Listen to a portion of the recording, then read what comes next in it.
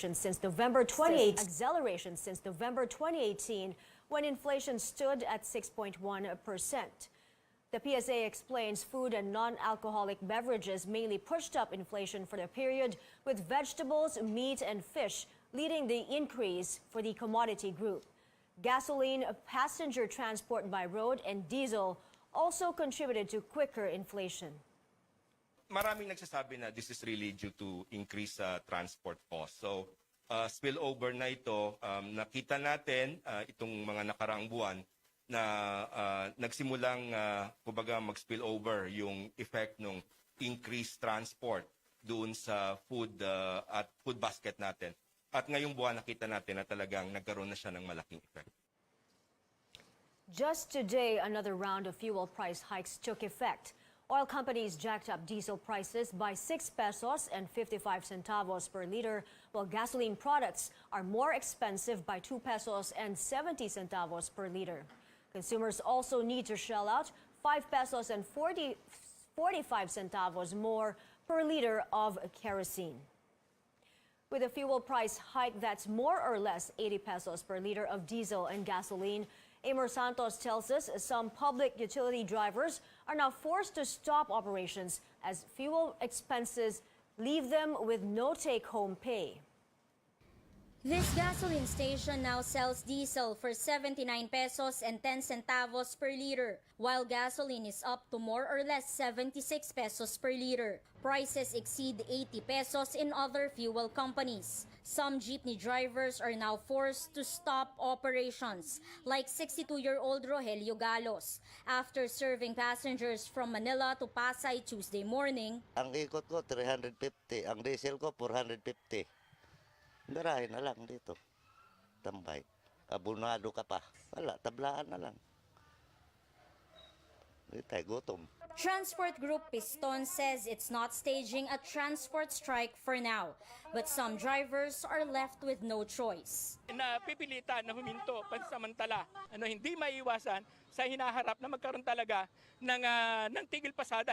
Piston, along with labor and youth organizations, are calling on President Duterte to take action in the remaining days of his term. They want him to suspend fuel excise tax for at least 6 months and call for a special session of Congress to review the oil deregulation law. Gusto namin magbalik paaralan, pero what are the practical concerns na kinakaharap namin? Presyo ng pagkain, presyo ng pamasahe, di ba? Yung unbearable living cost. Also, an appeal for the incoming Marcos administration. Sana naman, huwag na tularan yung pinalitan niya. Yung mga pangako niya, gawain niya. The government has offered assistance in the form of fuel subsidy and a compensation program. But drivers say the 6,500 peso aid they have received is long gone. They also lament delays in their salaries under the service contracting program. Hirap kasi, pamahal ng pamahal. Yung subsidy, konti lang tulong. Ilang kargahan lang yun, ubus na kagad. The LTFRB says more than 200,000 drivers and operators have received the fuel subsidy. That's 75% of the total number of beneficiaries under the first tranche initially set for March. Some 20,000 delivery riders have also benefited from the program. Tricycle drivers have to wait a bit longer with payouts eyed for next week. The second round of aid initially promised for April is now targeted for next month, according to the LTFRB. Amor Santos, CNN Philippines. Malacanang attributes the increase in hunger to higher fuel prices, which has caused prices of basic commodities to go up as well. A recent social weather station survey shows 3.1 million or 12.2% of Filipino families experienced hunger in the first quarter of 2022. That's higher than the 11.8% hunger rate seen in a similar survey done in December last year. Acting presidential spokesperson Martin Andanar says the government continues to address hunger through livelihood projects, among other programs. Kasama sa ating initiatives ang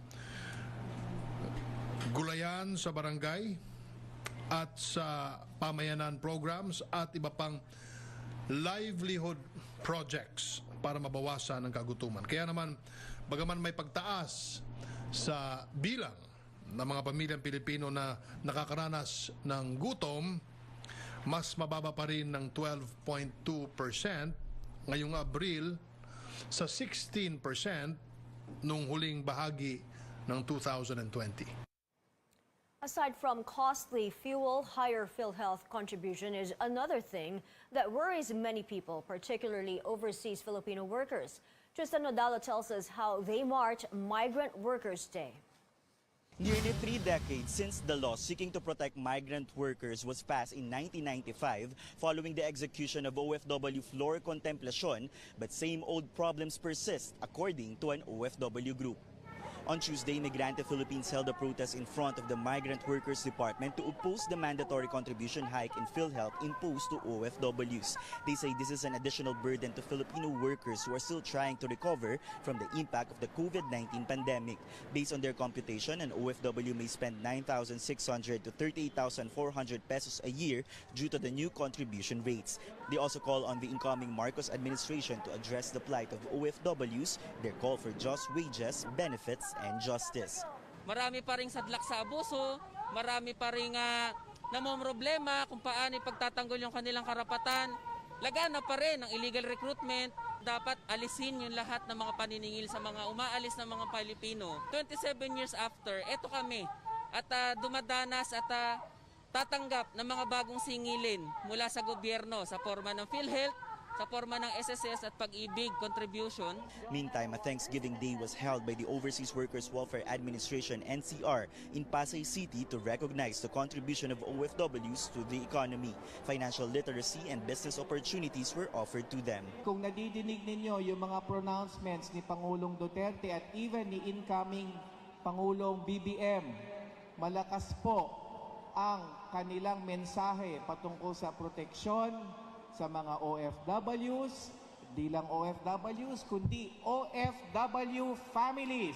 Labor Chief Silvestre Bello also urged OFWs to consider going back home. The government has several reintegration programs for returning OFWs, including livelihood assistance. OFW groups remain hopeful that their sector will improve now that there's a Department of Migrant Workers. Incoming Migrant Workers Chief Susan Toots Ople will be taking the helm, and transition meetings have been initiated. Tristan Nodalo, CNN Philippines.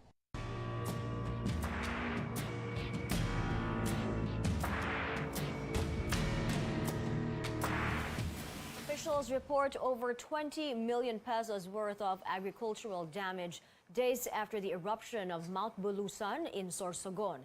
Joining us live is Stanley Gahete, who is still keeping watch on the situation in the province. Stanley, how are farmers coping with yet another crisis?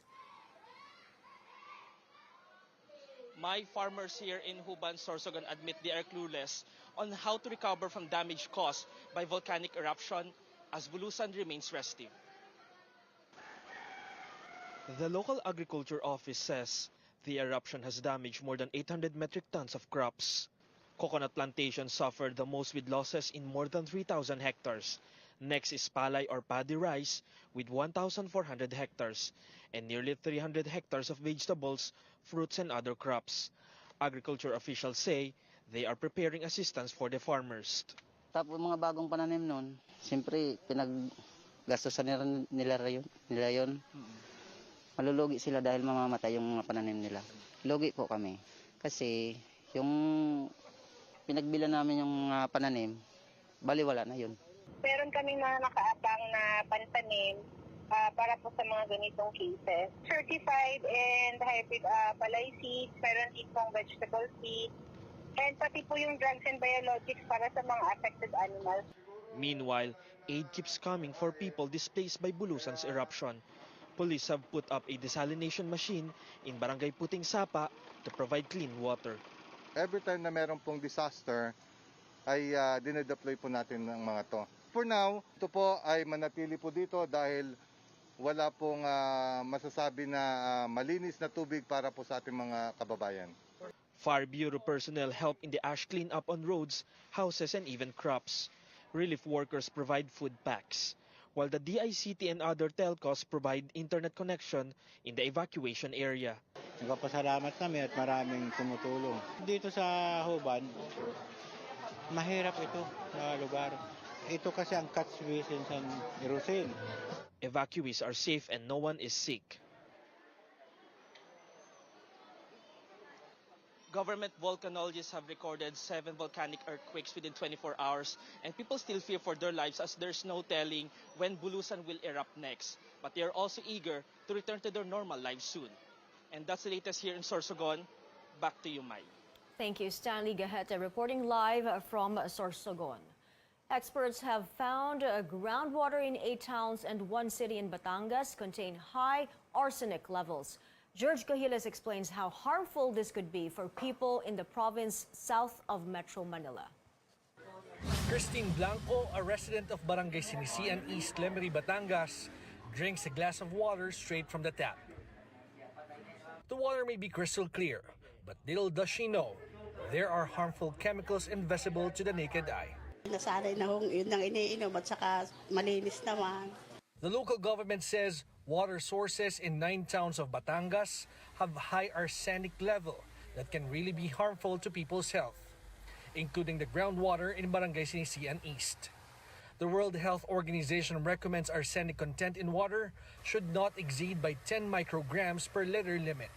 Arsenic is a carcinogenic chemical by IARC, yung standards na yon. And so, in time, you might develop cancer. There are some water sources that are safe, and there are some that should not be drunk. So, hindi siya pwedeng inumin, hindi rin siya pwedeng pangluto. Ang aking asawa nagkasakit, pero ngayon naman awa ng Diyos na-recover. Hindi ko lang po alam kung saan nagmula yun. Experts say excessive intake of arsenic may cause vomiting, abdominal pain, and diarrhea. Long-term exposure to high levels of arsenic may cause bigger problems. Even with less than 6 months exposure to drinking arsenic in water, you might develop skin symptoms. You will develop a lot of diseases like cancer of the lungs, cancer of the bladder, and then exacerbation of your diabetes. Ibig sabihin, nag-worsen yung diabetes, hypertension. Experts say boiling cannot remove arsenic in water. Thus, they ask people in affected areas to use either purified or distilled water for drinking and cooking. Ang mga tao ay nabili na ng mineral water para sa kanilang pagluluto, ginagamit. Ang problema lamang ay doon sa mga tao na talagang walang kakayanan para bumili talaga ng mineral water dahil hindi pare-pareho ang mga tao. Lalo pa ngayon na nag-pandemic, walang trabaho ang iba. The Batangas Medical Center Toxicology Unit have already tested 104 residents in affected areas. 11 were found to have traces of arsenic in their urine samples. George Cahiles, CNN Philippines. George Cahiles will tell us how local officials are helping residents in the second part of this report. More news ahead. The country records new cases of the more transmissible Omicron subvariants. And President Duterte has this parting message to Filipinos more than 3 weeks before he steps down from Malacanang. Details next on Newsnight, where we go above and beyond the headlines.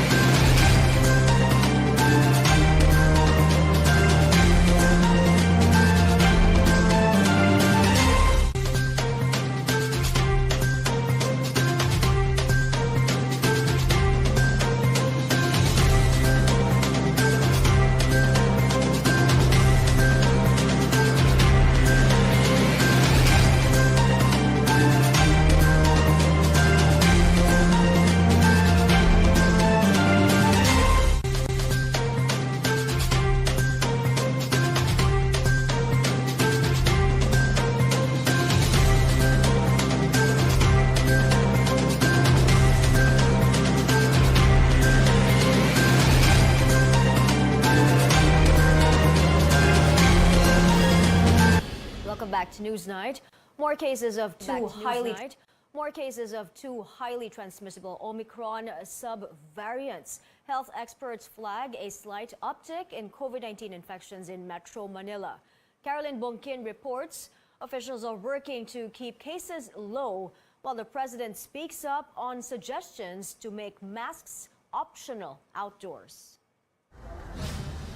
Virgel Valdez was among the thousands laid off when the pandemic hit in 2020. Today, his new job as store assistant is stable, with more and more clients coming back. Virgel thinks vaccination and mask wearing help contain COVID-19 cases, which means he gets to keep his job. Mas muna. Siyempre, mas maganda yung patagalin muna natin yung pagpamas kahit mga isang taon, gano'n. Para at least safety. Face mask talaga. Huwag lang face shield. Despite suggestions making mask optional outdoors, the president wants to keep it mandatory at least until his term ends. He says compliance with masking and getting vaccinated help the economy running. And to think na yung iba sa ngayon nagkaroon ng surge, maybe the citizens of that country do not want to follow regulations. Tayo dito, sabi ko, takot. Kasi mahirap lang nga tayo. At nagbigyan pa ninyo wala ng trabaho, masakit lahat ng tao. The economy can never recover. The IATF allows the public to remove masks when dining, when doing outdoor exercises, or participating at sports events in well-ventilated venues. DOH officials say the pandemic isn't over yet, and masks will help keep infections at bay, especially with new variants surfacing. In checking 190 samples, the Philippine Genome Center and RITM discovered more Omicron subvariant cases, 3 BA.5 and 7 BA.2.12.1. 2 persons with BA.5 are from Calabarzon. All BA.5 cases had COVID in May and have recovered.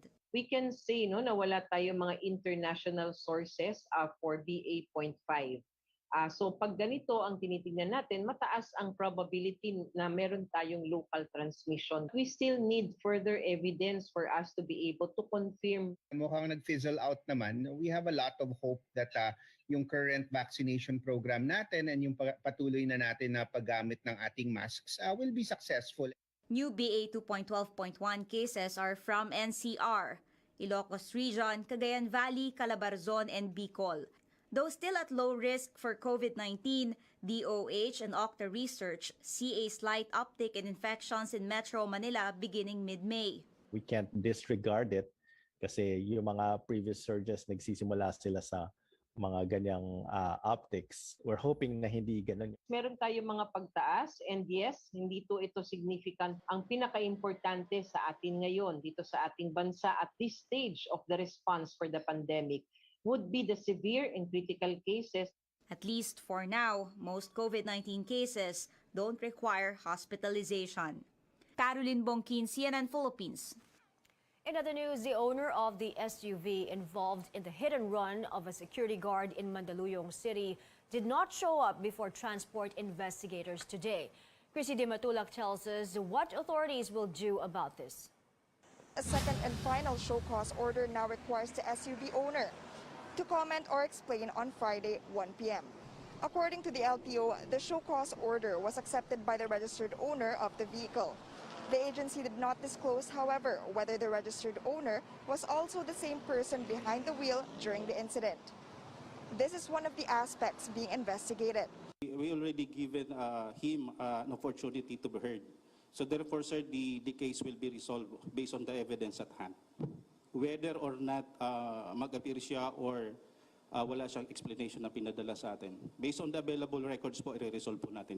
The driver's license of the SUV owner will also be revoked in case he does not appear for the second time. Earlier, the owner's driver's license was placed under preventive suspension for 90 days. A colleague of Loralde describes the current condition of the security guard. As of now, nasa ICU pa rin siya. Meron lang series of tests na possible na gawin. Nakakapagsalita siya, yes. Ano sabi niya, sir, sa pakikipagkwentuhan? Medyo garargar kung tawagin nila sa salitang kanto, no. alam mo yun, medyo hinahatak niya yung hininga. The Mandaluyong police have already filed charges of frustrated murder and abandonment of one's own victim before a court on Monday. Chrissy De Matulak, CNN Philippines.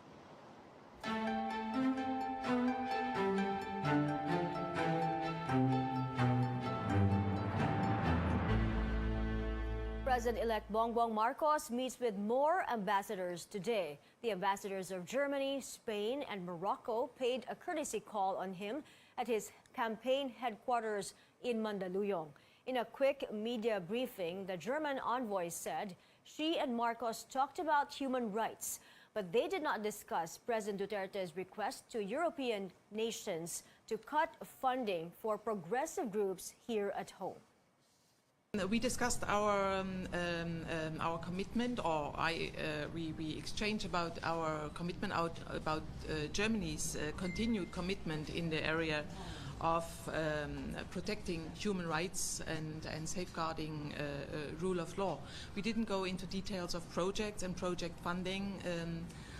As one example of Germany's commitment, I mentioned Germany's funding of the UN Joint Program on Human Rights. Other topics discussed during their meeting include renewable energy, climate change, and food security, among others. Outgoing President Rodrigo Duterte calls on Filipinos to support the incoming Marcos administration. In what he described as his parting message, Duterte said Filipinos must respect the majority's decision and that there should be no room for politicking or divisive actions. Me, wala na ako. I will say nothing. Ang ayaw ko, baka may maiwan pa yung namumuliti ka pa rin. Or, just plain criticize itong bagong administrasyon. You do not do that. President-elect Marcos would need the cooperation and help of everybody. We must give it to him. In the same media briefing, Duterte said he will retire from politics once his term ends on June 30. He called on security forces to continue his administration's controversial war on drugs. A conglomerate's mission to remove thousands of tons of waste from two of the country's most polluted rivers continues to gain support. Joining the effort is a Japanese firm that wants to fast-track the cleanup for the benefit of communities. Rex Remito has the details. Much has been achieved, yet much still needs to be done. San Miguel Corporation vows to ramp up efforts in cleaning up Pasig and Tulyahan rivers. A shipping giant NYK Line donates powerful high-capacity excavators. The equipment is part of the Japanese company's $1.5 million or nearly 80 million peso donation to the conglomerate's initiative. Okay, Japanese equipment, of my experience, can last for 10 times more than whatever equipment you can buy. So, it's but natural to buy the most reliable equipment. Surprised to see this is the actual operation. And also I respect Misa and the philosophy to clean up Philippine River. As San Miguel hires more personnel to help in the cleanup efforts, SMC President and CEO Ramon Ang says he expects to double the amount of excavated garbage and silt. He says they're about to complete dredging and widening efforts in Tulyahan River by next week. So far, San Miguel has excavated garbage and silt equivalent to the capacity of 70,000 dump trucks. Some sections of the Pasig River are now up to 6 meters deep from the previous 3 meters. Dredging activities have gathered trash that can fill up over 30,000 dump trucks. Let's say instead of 3 years, now with this, we can do 10,000 tons a day. It's maybe less than 2 years, we can finish the whole cleanup. Ang says water flow in Pasig River will be faster in the future, together with improving flood control in Metro Manila. In the race to clean up river systems, the government is banking on private initiative to make the difference. We need the private sector and the other government agencies and donors to fast-track all these activities because we are pressed for time. That is why we in San Miguel committed to rehabilitate the rivers. Rex Remitio, CNN Philippines. Stories in sports and entertainment up ahead. SJ Balangel is taking his talents to the Korean Basketball League. But the two-time UAAP men's basketball champ tells us it was not an easy decision. Plus, another hit Korean series is getting a season 2 on Netflix. Details when we return on Newsnight.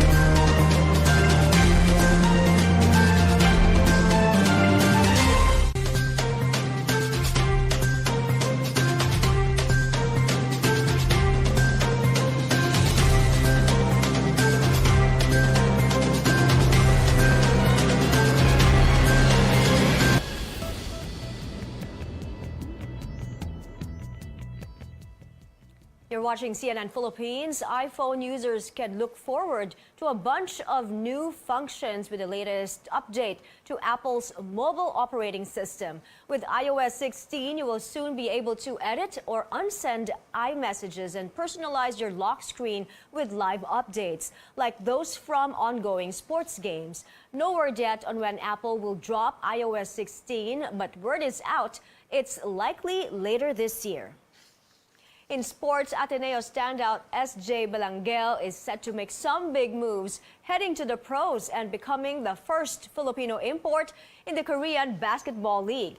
Balangel confirmed to CNN Philippines' sports desk that he's gearing up to join Daegu Koga's Pegasus in the 2022 and 2023 KBL season.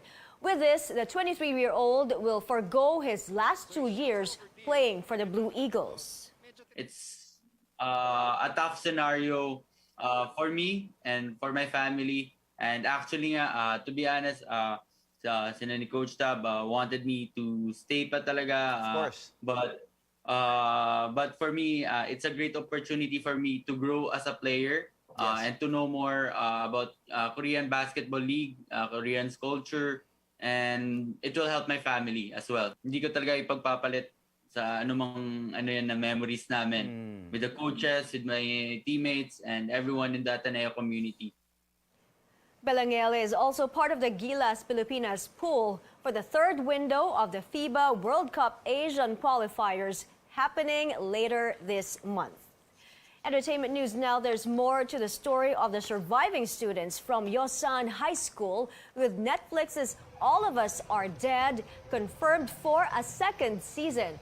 The Korean zombie series dominated the streaming platform upon its release in January. Season 1 reached the top 10 non-English language shows list in 91 countries. And that's it for now. Join me again on News.ph at 7 p.m. I'm Maya Rodriguez sitting in for Pia Honteveros for Newsnight, where we go above and beyond the headlines.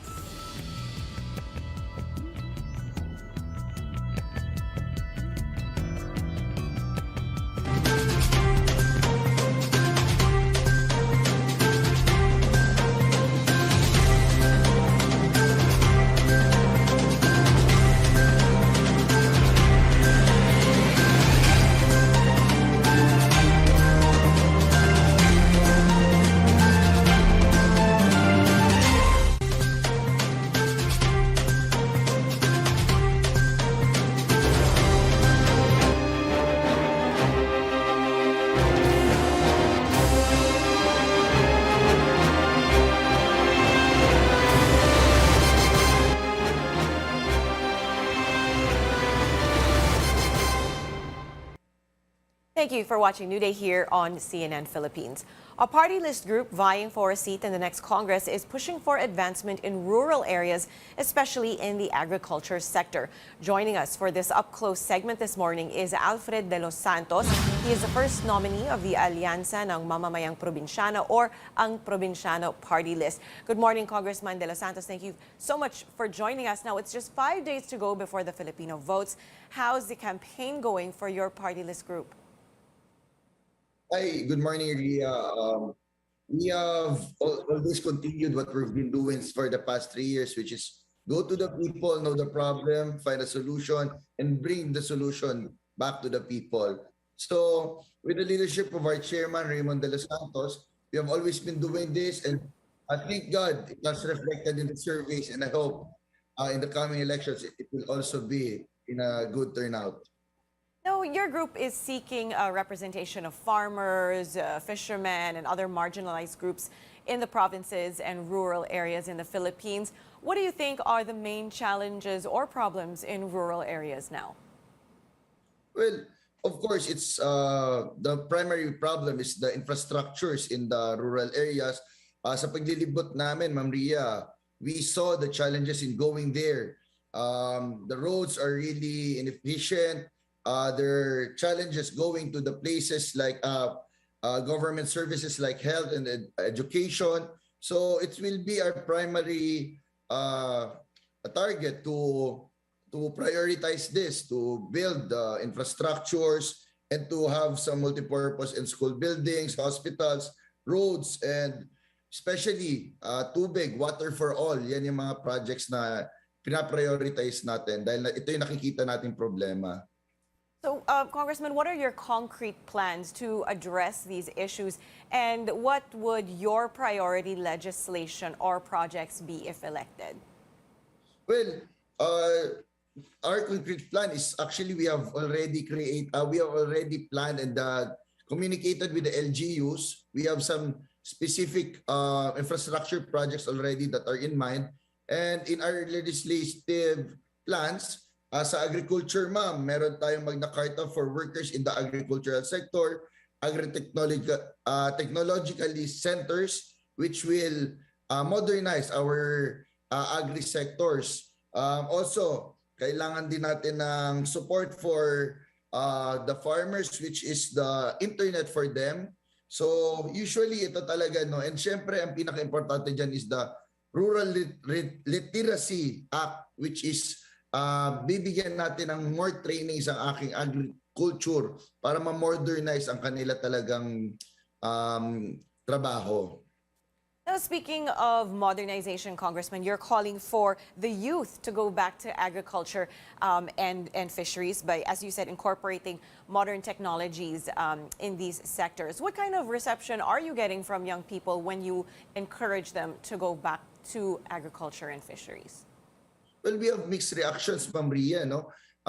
Some of the people really are telling me na parang they really don't want it because they have a misconception of farming and fisher folks are, they have a bad rep eh. But this is one of our advocacies na mabigyan ng magandang imahe ang ating mga nasa agrikultura na this is not really a bad job. This is not a bad hanap buhay. So dapat we have to educate our youth na they can see that it is really productive. It's really maganda ang kita dito. So ito talaga dapat yung bago nating perception sa ating mga kabataan na it's really important yung agricultural sector. Right, needs modernization, but so much potential. Thank you very much, Congressman Alfred de los Santos from ang Probinsyano Party List.